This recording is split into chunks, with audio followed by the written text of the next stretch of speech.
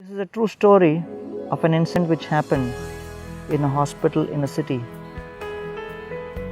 The hospital authorities were bewildered to find that there were premature deaths happening in the ICU, the intensive care unit of the hospital.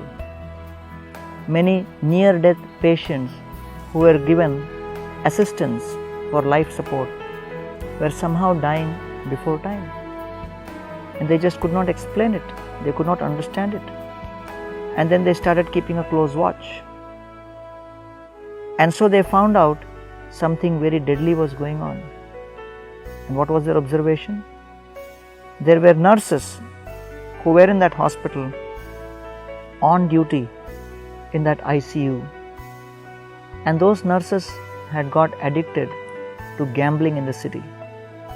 During their off hours, off-duty timings, they would go and gamble, and as a result of gambling, they became addicted to gambling. And because of that addiction, even during the duty hours, they could not resist themselves from gambling. And so, how do they gamble in the ICU? They started placing bets on the different patients as to which patient will depart at what time. So they would gamble. Patient number 12 will die before patient in bed number 13. And then they would place money on that. Just imagine what a deadly way of responding to actually a situation of great service and care.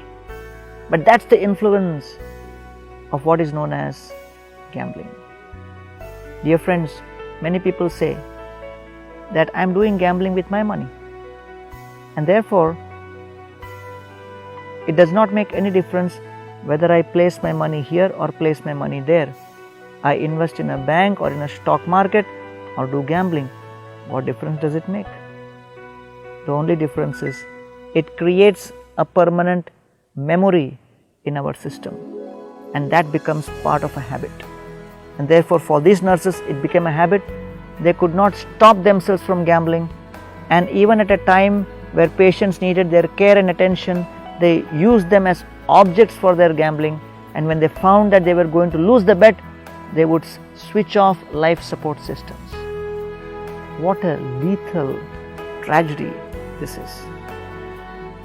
Therefore, we have to appreciate the importance of having a noble moral character.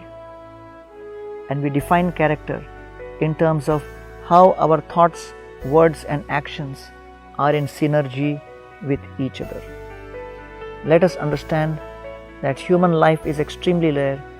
We have been given very limited chance, and that limited opportunity must be utilized for the right cause in the right way.